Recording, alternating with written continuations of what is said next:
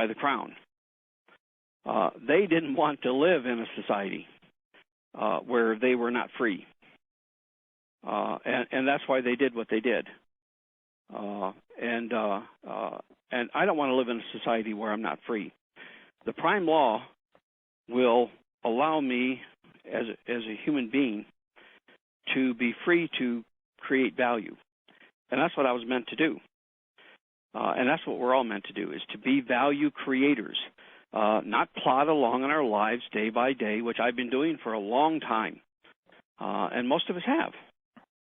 And it's time to stop that. So that's what I see.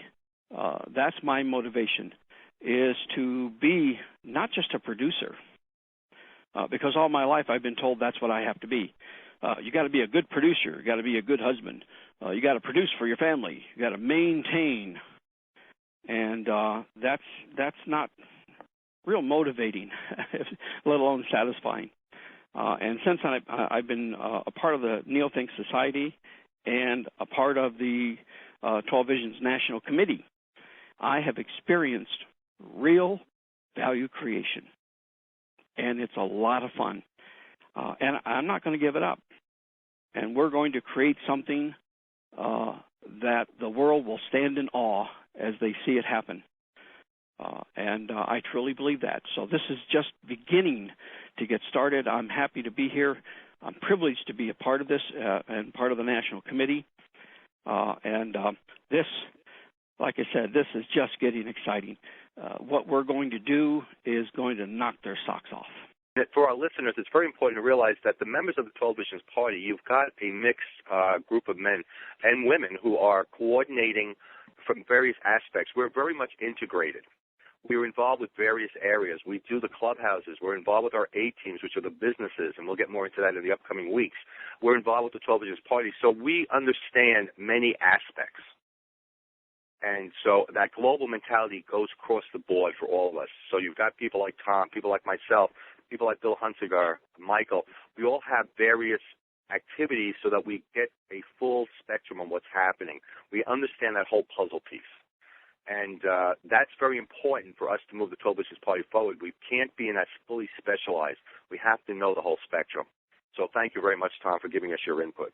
Oh, you're very welcome, Steve. Problem.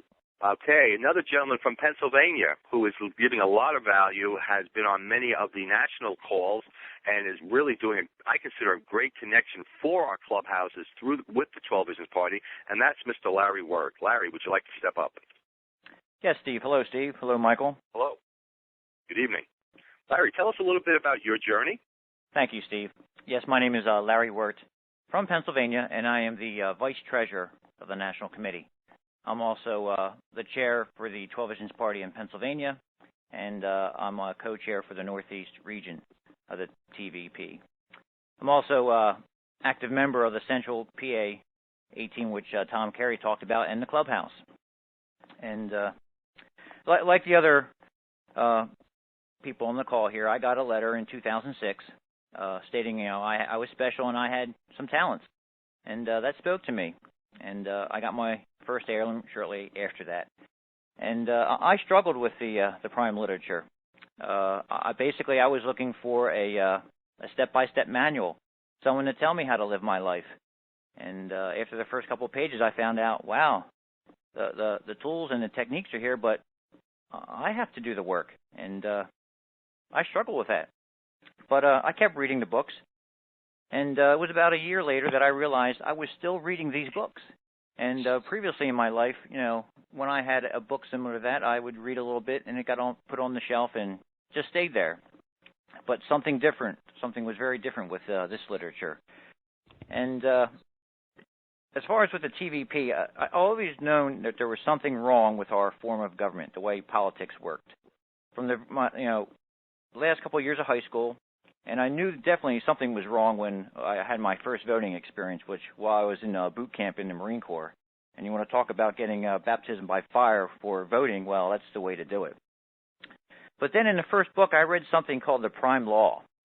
And as most people, as we're reading things, we read something and we keep going, and then we think about, what was that Prime Law thing again? I went back and read it again, and I said, no, it can't be this simple.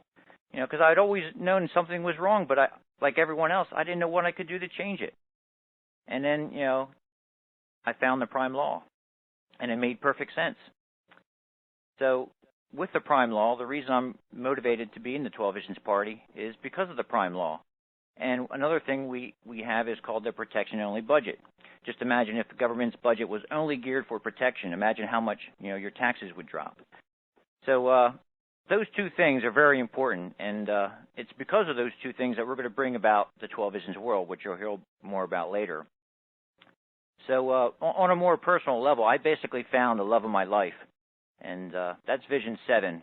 Actually, Vision 7 says, experience the love of your life, and I'm continuing to do that daily.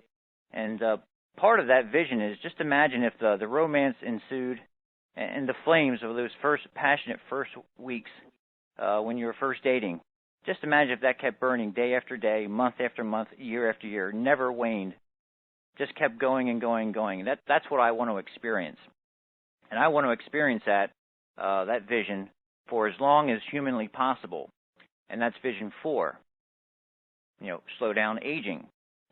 And I want to do whatever I can to make sure that the conditions are provided so that the rest of the world can not only experience Vision 7, experience the love of your life, but all the visions as I do. And that's why I'm here, working with the 12 Visions Party. Well, I wanted to say the passion that you've just given out in this call has been amazing. Thank you. There's plenty more to talk about because we've got two more men who are going to step up and are just major role models for you and have something really powerful to say. So I want to bring up a person who's also in the Pennsylvania vicinity. Actually, he is in Pennsylvania, outside of Philadelphia, and just a great guy as well as a real visionary, Mr. Karlton Roberts. Thank you, Steve.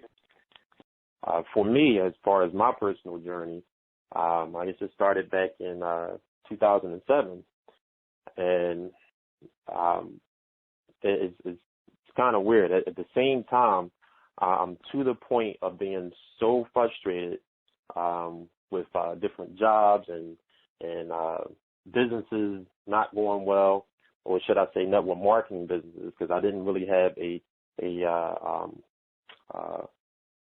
brick and mortar type of business at that particular juncture.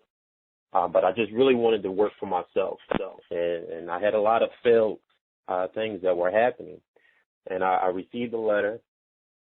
And at that time, I had already made the decision. Me and a business partner, we've already had formulated our company. We already put our plans into action. And we were moving forward. We were definitely moving forward. We both was sick and tired of being sick and tired and working for someone else. And we decided to form our own education company.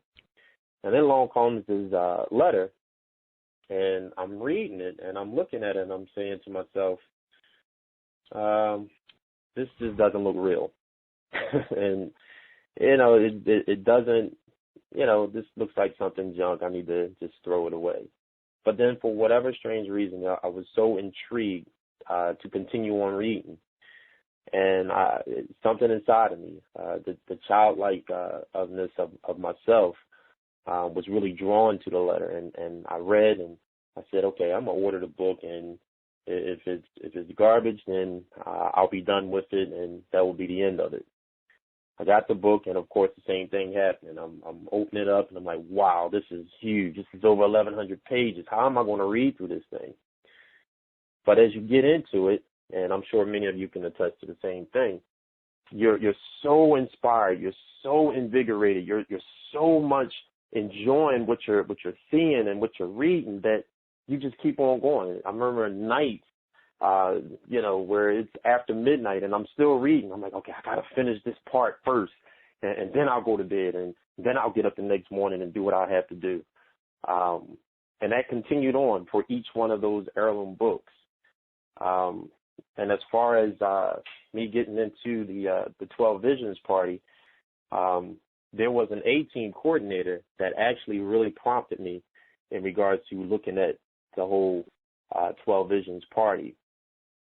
And although I looked at it at first and said there is absolutely no way, I took another look at the prime law.